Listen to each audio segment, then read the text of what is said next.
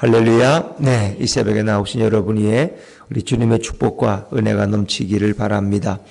하나님께는 두 가지 속성이 있습니다. 우리가 말할 때 흔히 하나님은 사랑의 하나님이라고, 사랑의 하나님. 근데 두 번째 또 하나님의 속성이 또 하나 있죠.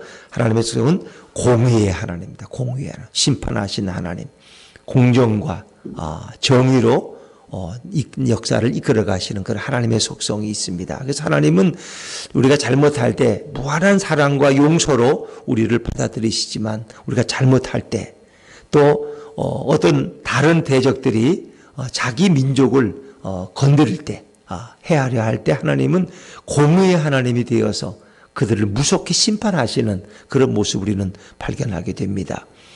그래서 어제도 우리가 요한계시록을 가지고 주일날 묵상을 했습니다마는 계시록에서 다시 재림하시는 그 예수님, 신부된 성도들과 교회를 구원하고 모든 악한 사탄의 마귀의 권세를 무너뜨리기 위해서 오시는 예수님의 모습은 강한 전사의 모습입니다.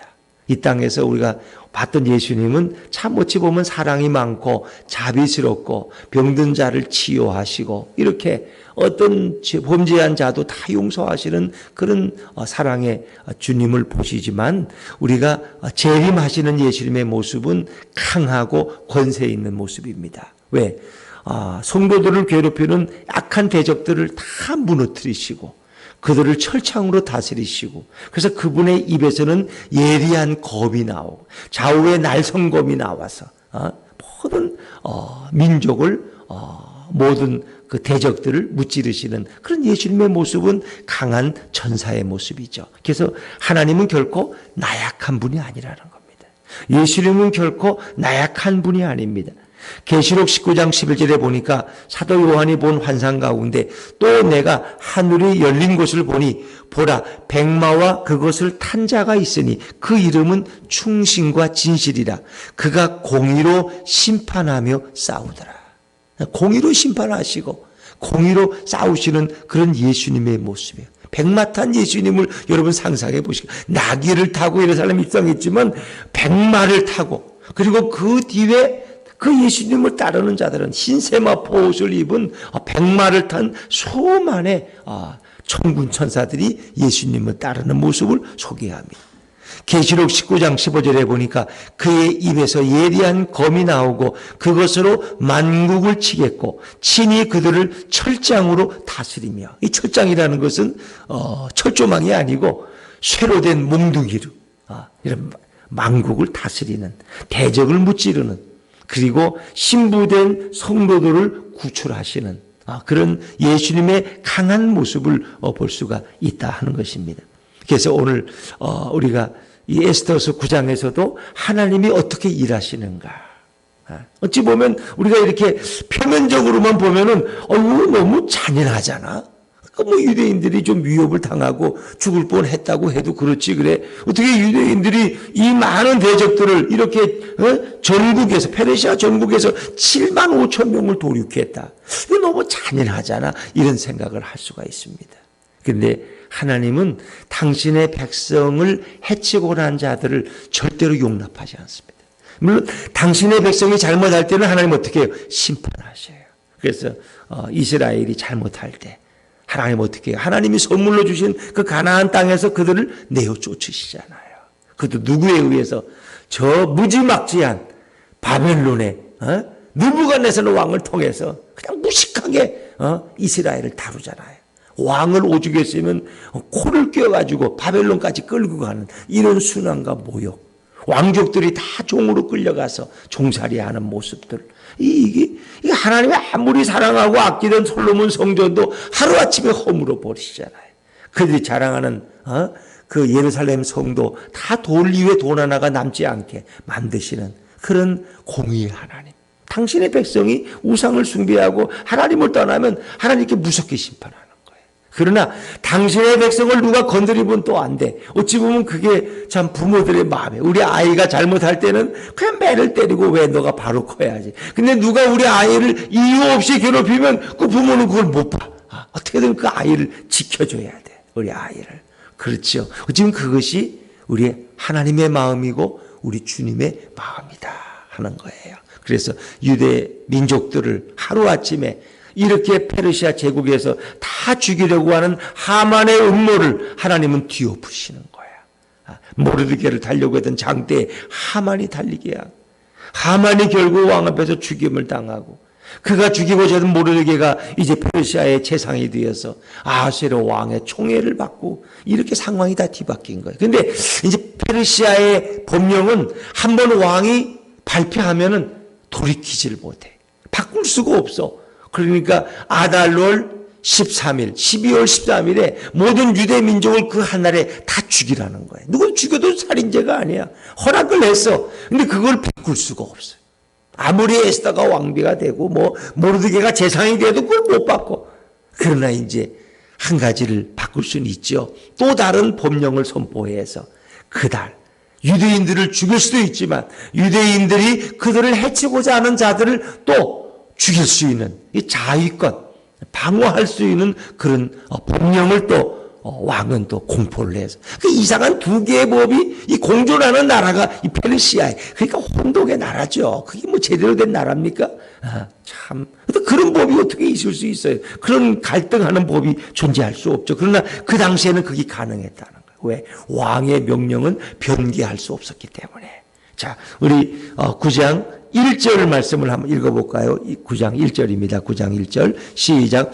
아달월 곧 12째 달 13일은 왕의 어명을 시행하게 된 날이라. 유다인의 대적들이 그들을 제거하기를 바랐더니 유다인이 도리어 자기들을 미워하는 자들을 제거하게 된 그 날에. 유다인들을 싫어하는 사람들이 다 오늘 유대인들을 다 요즘 장사날이다 해서 벼르고 있는데 오히려 유대인들이 다른 자기들을 미워하는 죽이고자 하는 사람들을 제거하게 된 그날에 어떤 일이 있었느냐 하는 거예요. 그날.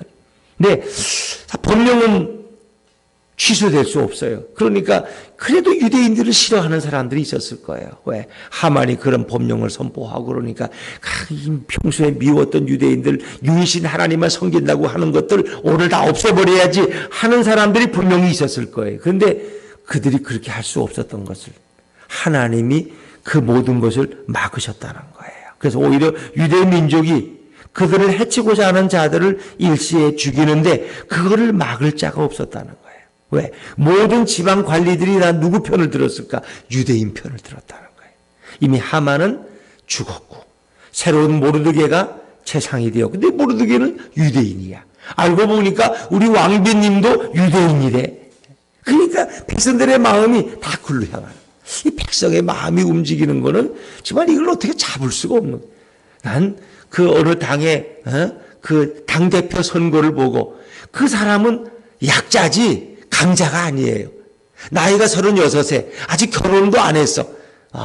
뭐 따릉이라고는 자전거만 타고 다니고, 그 아직 어려 보이고, 그렇지 않아요? 무슨 국회의원에 뭐 당선된 것도 아니고, 뭐 그런 듯한 일을 고시에 뭐 학교 간 것도 아니고, 무슨 검사, 판사 출신도 아니고, 유학 갔다 온 것밖에 없어. 그 약자예요. 그런데 뭔가 바람이 부니까, 그 약자가 오히려 위에 서는. 이게 참 놀랍지 않습니까? 뭔가 이 대세라는 거는 한번 이렇게 바람이 불면은 그걸 바꿀 수가 없다는 거예요. 참 이게 놀라워. 근데 그 배후에 하나님의 역사가 있죠. 자, 이 페르시아 전국에 부은 이 변화의 바람은 누구도 막을 수가 없는 거예요. 저는 하만 제상, 또 하만 제상의 10아들이 다 각 중요한 직임을 맡고 있으니까 하만은 죽어도 그 10아들이 있으니까 함부로 못해.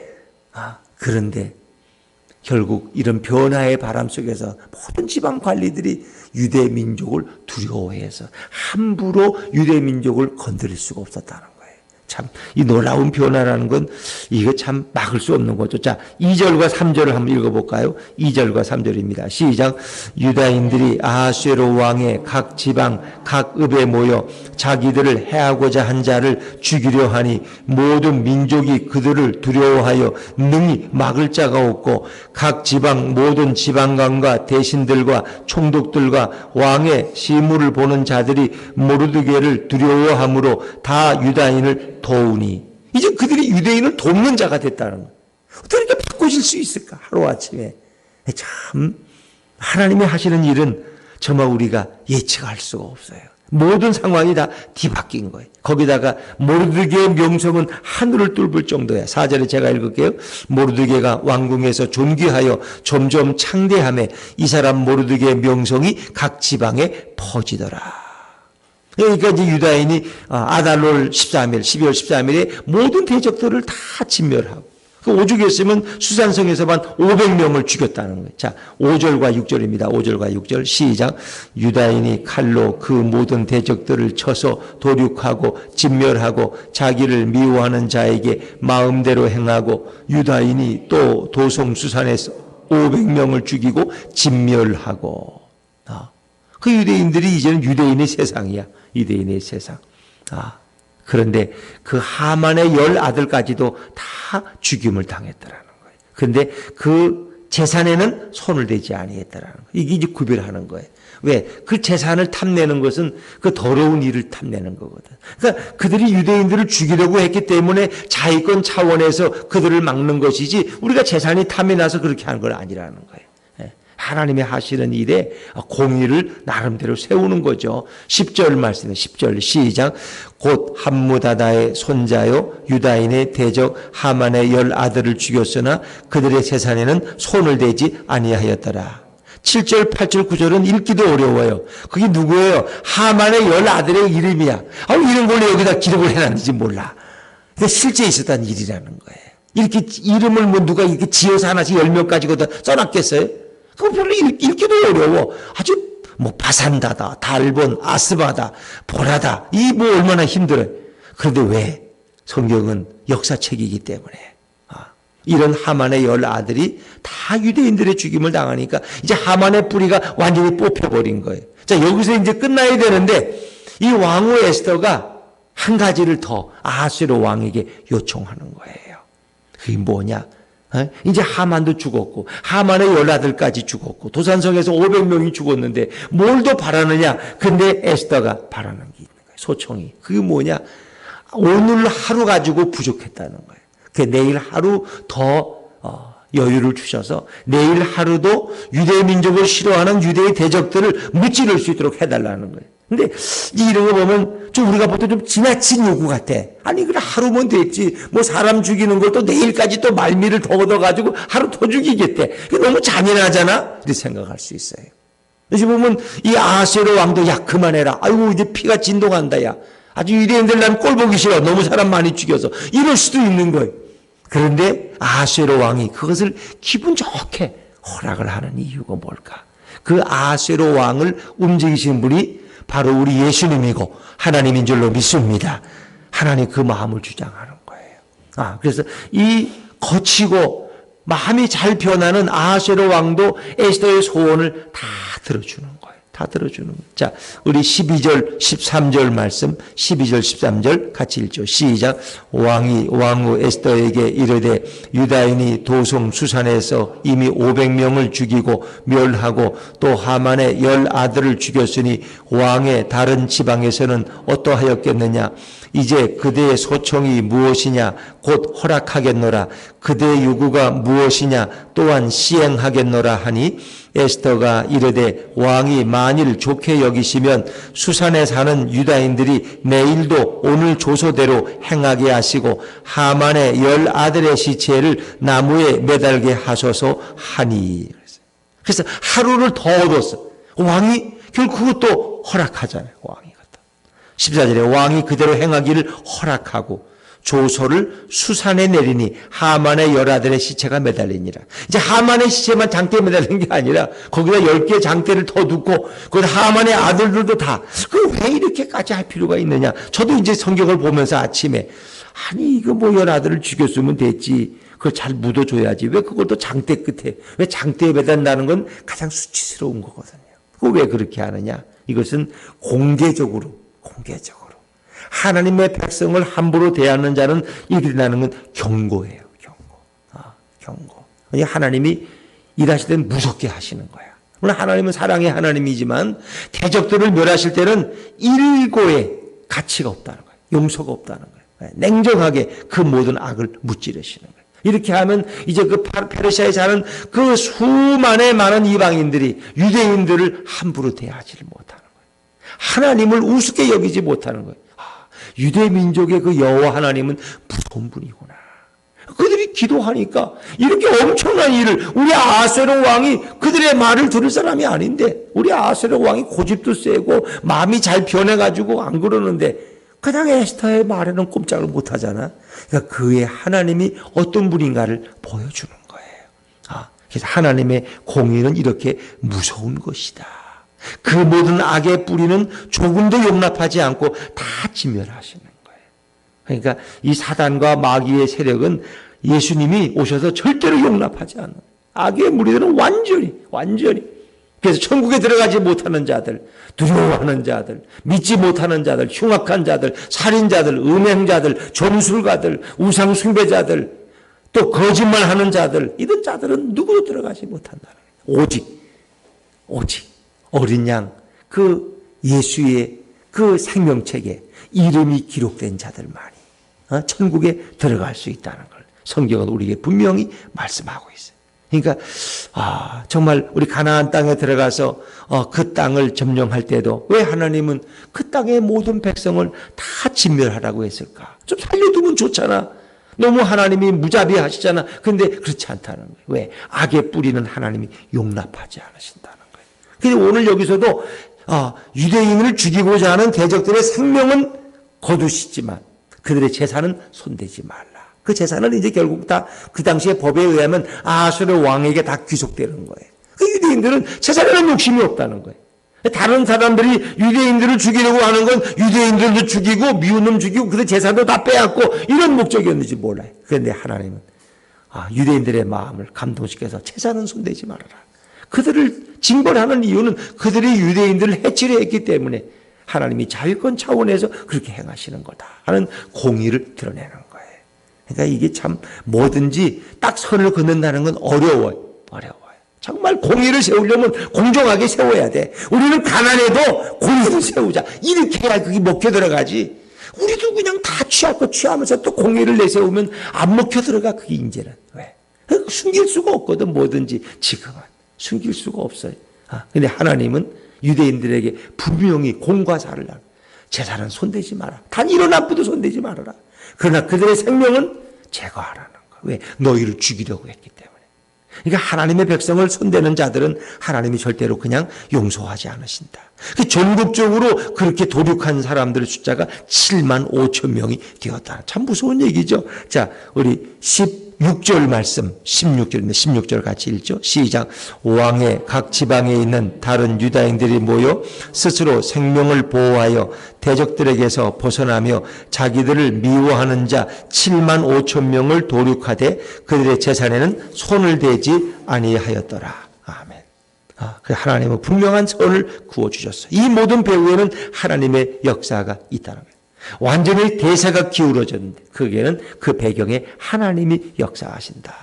자, 그리고 이제 17절부터 19절 이제 우리가 마지막 읽은 부분에는 이제 이렇게 이 날을 기념해서 그 유대 민족을 죽이려 했던 그 대적들을 무찌른 그 다음 날을 이제 명절로 삼아서 그들이 이제 축제를 여는 그런 얘기가 이제 이어지는데 그것이 전국과 수사는 좀 달라요. 이제 그 차이를. 자, 17절을 제가 읽을게요. 17절. 아달월 13일에 그 일을 행하였고 14일에 쉬며 그날에 잔치를 베풀어 즐겼고. 이것은 수산성이 아니라 페르시아 전국에서.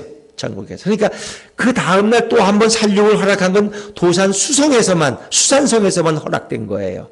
그렇기 때문에 그들이 12월 13일 대적들을 멸했기 때문에 14일에는 명절로 삼아서 잔치를 베풀어 즐겼다. 그게 이제 부림절의 기원이 되는 거죠. 근데 수산성은 그렇지 않아요. 수산성은 달라요. 18절 말씀 같이 읽을게요. 18절 시작. 수산에 사는 유다인들은 13일과 14일에 모였고 15일에 쉬며 이날에 잔치를 베풀어 즐긴지라. 뭐 성경은 이런 것까지 다 자세히 기록을 해놨어요. 이렇게 자세하게. 수산성에서는 연휴의 이틀을 살육을 했기 때문에 15일에 명절을 삼아서 도산 수성은. 그러나 전국에서는 그렇지 않아요. 13일 하루로 끝쳤기 때문에 14일을 명절로 삼았다는 거예요. 축제일이죠. 우리 유대인이 승리했다. 하나님이 우리에게 구원을 주셨다. 뭐 그런 걸 감사하는 절기라는 거죠. 그래서 이제 19절에도 전국에서 이루어진 그 명절을 대한 설명이 또 반복되는데 19절 마저 한번 읽어보죠. 19절입니다. 시작. 그러므로 시골의 유다인 곧 성이 없는 고을에 사는 자들이 아달월 14일을 명절로 삼아 잔치를 베풀고 즐기며 서로 예물을 주더라. 그래서 부림절은 14일과 15일 이틀을 부림절로 지킨다는 거예요. 부림절이라는 것이 나오지만 이제 부르라고 하는 제비 뽑다 하는 그런 말에서 부림절이라는 용어가 나와서 그러니까 그것은 구원의 날이에요. 하나님이 죽음의 자리에서 그들을 건져내신 우리가 죽을 자리에서 하나님이 우리를 건져시고 우리를 죽이고자 했던 자들이 다 죽임당하는 그날이 부림절이다. 하나님은 그 백성을 보호하시고 인도하십니다. 하나님의 눈은 불꽃 같다 그랬어요. 당신의 백성들을 머리털까지도 세시고 그들을 보호하시는 그런 주님이십니다. 어렵고 힘든 세상에 살아갈 때마다 우리는 좋으신 예수님을 더 의지해야 되지 않겠습니까? 그래서 요한복음 16장 33절에 예수님 말씀하셨어요. 세상에서는 너희가 환난을 당하나 담대하라. 내가 세상을 이기었노라. 할렐루야. 그랬어요. 예수님이 세상을 승리하신 거예요. 마귀는 그랬어요. 예수를 십자가에 죽이면 이제 예수는 끝이야. 그럼 내 세상이야. 뭐가 내 세상이에요? 예수님을 십자가에 죽이도록 그렇게 배세상들의 마음을 움직여서 그렇게 함정을 팠더니 오늘 예수님이 죽은 자가 오늘 3일 만에 부활의 주가 되셔서 큰 승리를 거두시고 사탄 마귀의 세력을 무릎 꿇리시고 전 인류에게 생명을 불어넣어 주시는 이런 역사가 일어날 줄 누가 알았겠어요. 여러분, 나약한 것 같이 보이지만 패배한 것 같처럼 보이지만 하나님은 거기서 새로운 승리를 이끌어내시는 그런 하나님. 이 놀라우신 주님을 찬양하시기를 바랍니다. 세상에서 담대하라. 내가 세상을 이기었노라. 마지막 승리는 주님의 승리고 지금도 주님은 우리에게 승리를 주시고 계십니다. 오늘 이 하루도 우리 예수님의 말씀을 붙들고 예수님과 동행하는 축복과 승리의 하루가 되시기를 주 이름으로 축원합니다.